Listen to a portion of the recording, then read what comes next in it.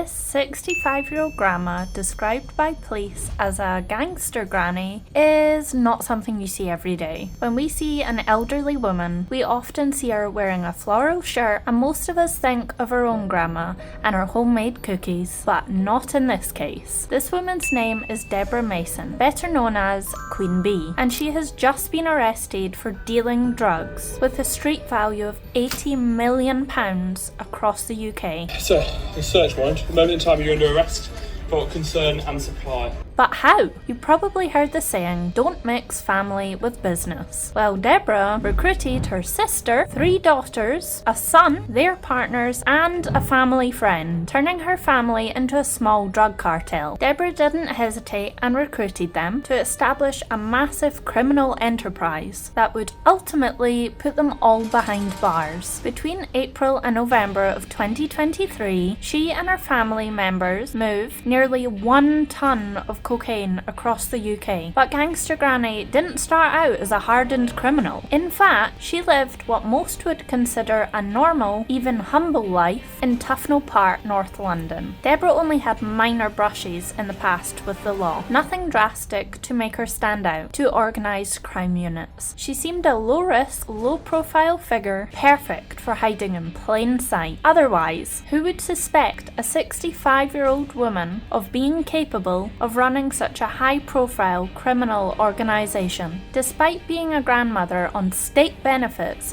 Deborah wasn't keen on just scraping by. She just couldn't live a humble life. She wanted more designer clothes, more expensive trips, and jewellery. Her benefit income was about £50,000 per year, but the drug money brought in thousands weekly, and the greed just kept growing. She didn't want comfort, she wanted luxury. This wasn't about surviving, it was about winning in a world she believed overlooked her. For someone who had lived a quiet, low-income life, being in control of an £80 million empire gave her a rush. A sense of identity, an authority she'd never felt before. Deborah wasn't just smart, she was strategic and brilliant. That's what made her so dangerous. Deborah wasn't some clueless ringleader. She used Signal, an encrypted app, to communicate with suppliers and couriers. She understood the tech side of crime, which many older criminals simply just don't. Her daughters helped coordinate drug drops, sometimes even transporting the drugs themselves. One daughter acted as a money handler, receiving cash and laundering it through fake transactions and personal shopping. On the other hand, Deborah's son handled logistics. He was responsible for loading and unloading vehicles. He helped store, transport, and hide the drugs.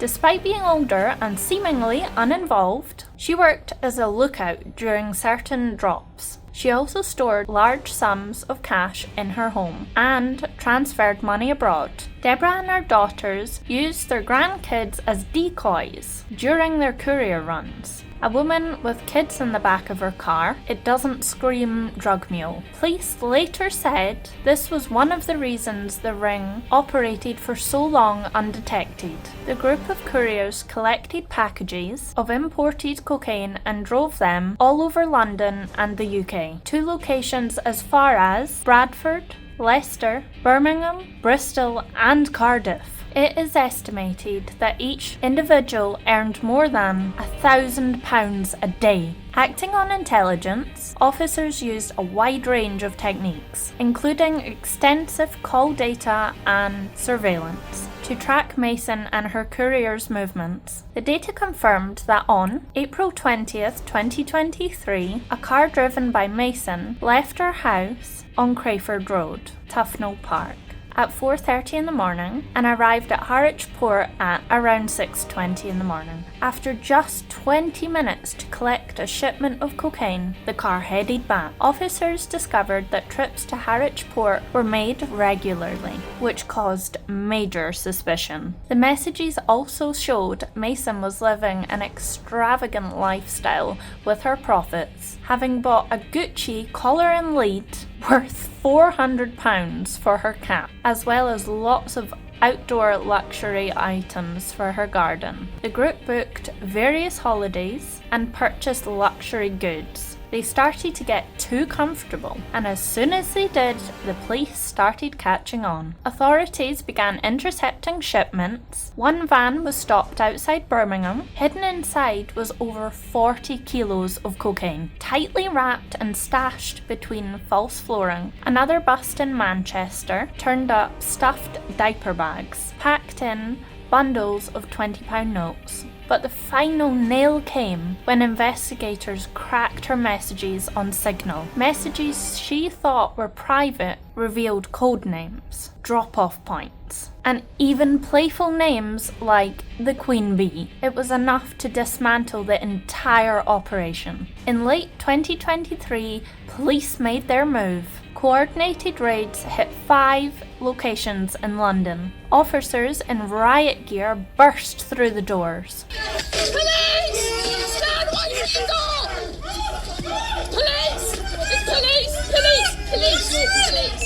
Police officers. Alright? Police officers, okay? We've got a search warrant. Relax. Relax yourself. Relax. Relax. Calm down. Why? There's babies in it. Can you please be careful, please? Yeah, we will be. There's literally a load of babies in it. Please be careful. Please be careful. Please be careful. No worries at all. Please be careful. What the So, madam, the police officers, we've got a warrant here, okay? Under Section 8 of PACE, alright? So that gives us the power to enter and to search and arrest persons within, okay?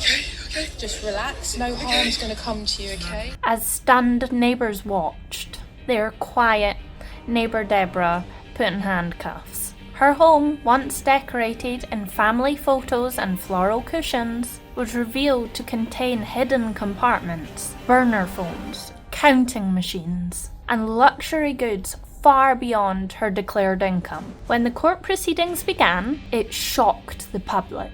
Reports flooded the courtroom as 11 family members were brought together like something out of a movie. The prosecution laid it out clearly. This was not a petty crime. This was a multi-generational drug trafficking ring, run with military-like precision, led by a 65-year-old woman who manipulated her own blood.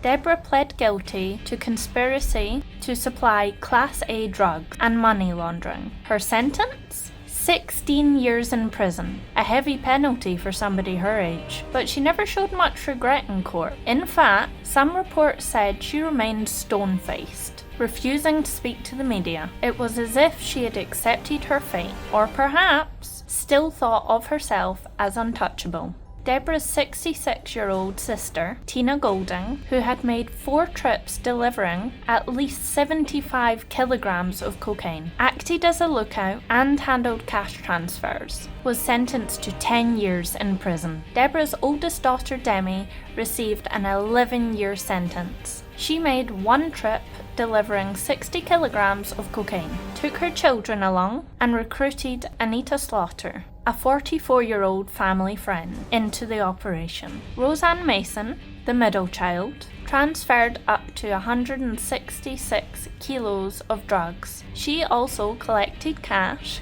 and provided childcare so couriers could work.